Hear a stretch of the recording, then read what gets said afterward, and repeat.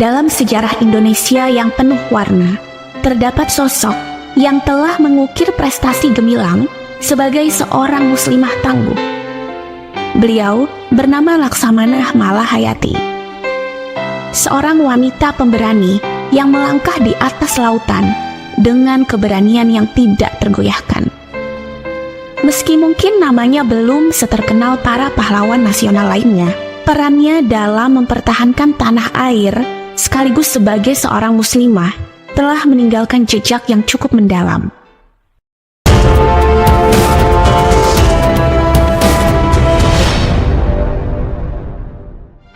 Kali ini saya akan mengisahkan seorang muslimah yang juga lekat dengan budaya kita, yakni kali ini ialah yang datang dari tanah Rencong. Beliau dikenal dengan nama Malahayati. Nama aslinya adalah Kumala Hayati.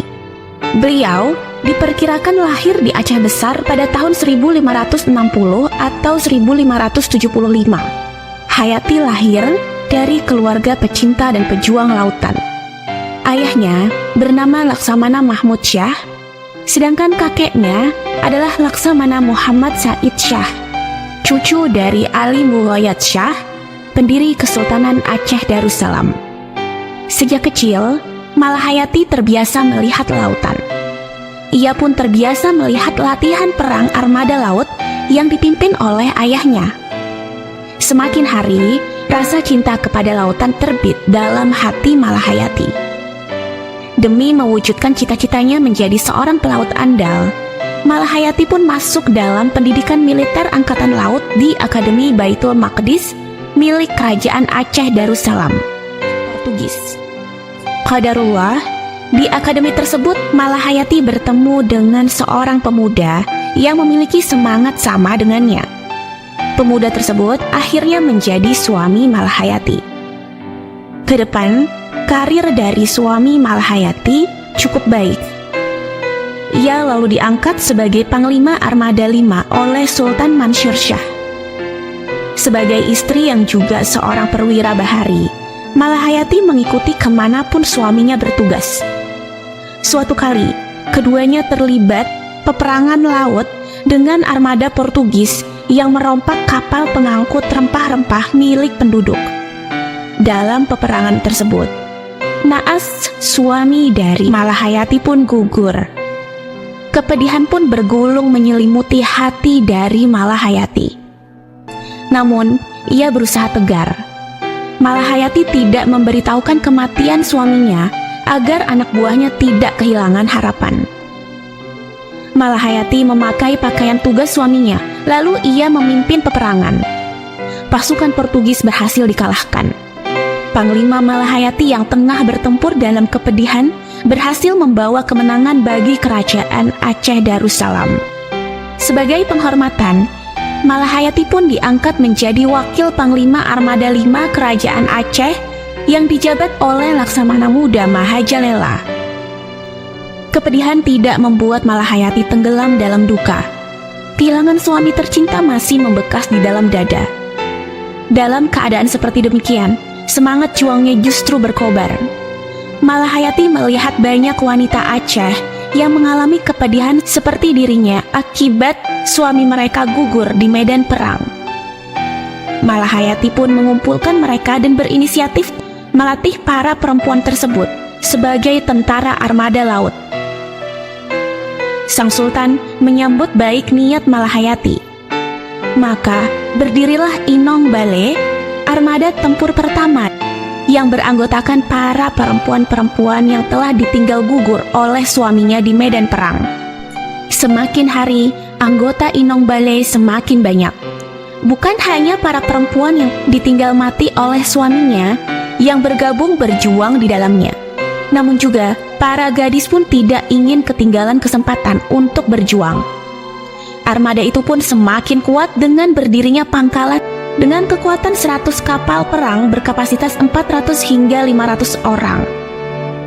Di sanalah Malahayati melatih militer kepada ribuan perempuan Aceh Darussalam. Armada Laut Aceh kala itu begitu disegani dan ditakuti oleh pasukan Portugis, Inggris, maupun Belanda.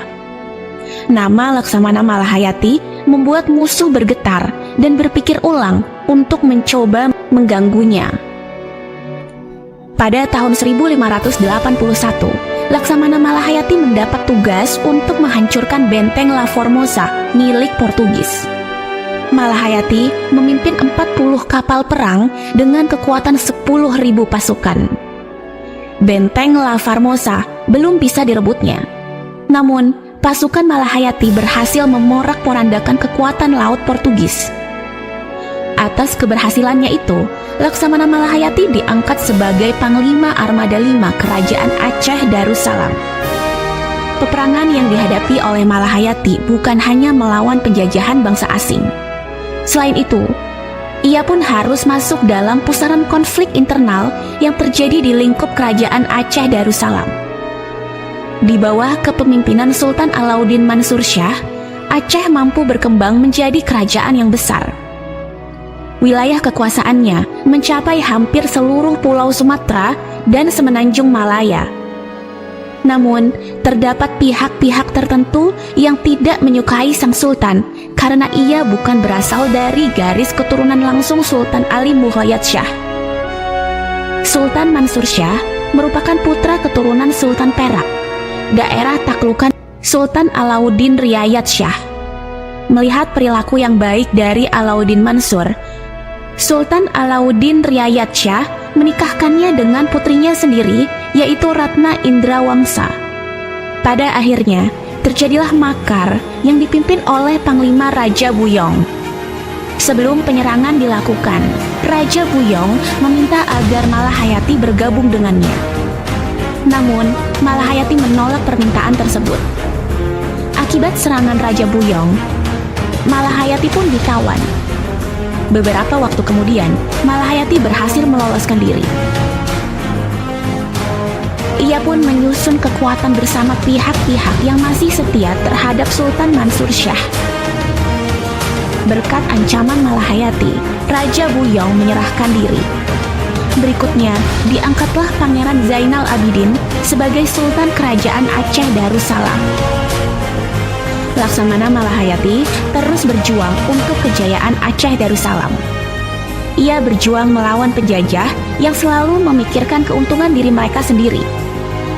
Pada tanggal 11 September 1599, Malahayati berhasil membunuh Cornelis de Houtman dalam duel 1 lawan 1. Pada tahun 1601, pasukan Angkatan Laut Belanda di bawah pimpinan Paulus van Carden memancing jiwa patriotisme Malahayati. Pasukan Belanda tersebut merompak kapal milik penduduk Aceh yang memuat rempah-rempah. Malahayati pun berhasil melumpuhkan pasukan tersebut. Sang pimpinan, Paulus van Carden, ditangkap dan dipenjarakan di Aceh Darussalam. Pada tahun 1607, dilantiklah Sultan Aceh Darussalam ke-20, yaitu Sultan Iskandar Muda Johan Pahlawan Mokuta Alam. Laksamana Malahayati kala itu dalam keadaan sakit-sakitan. Dengan dipapah, ia menyaksikan pelantikan sang sultan yang kelak menjadi sultan terbesar Kerajaan Aceh Darussalam. Usai pelantikan tersebut, Laksamana Malahayati meminta untuk dibawa ke kapal komandonya yang berada di pelabuhan Uleleu. Di atas kapal itulah, sang Panglima Samudra menghabiskan hari-harinya sebelum kembali menghadap kehadirat ilahi. Dialah Laksamana Malahayati, seorang perempuan muslimah, panglima perang pertama di dunia, bukan hanya di Aceh semata. Beliau pun dimakamkan di Desa Lamrai, Kruan Raya, Aceh Besar, Aceh. Perlu teman-teman ketahui, historiografi perempuan Aceh menempatkan Inung Balei sebagai ikon perlawanan perempuan.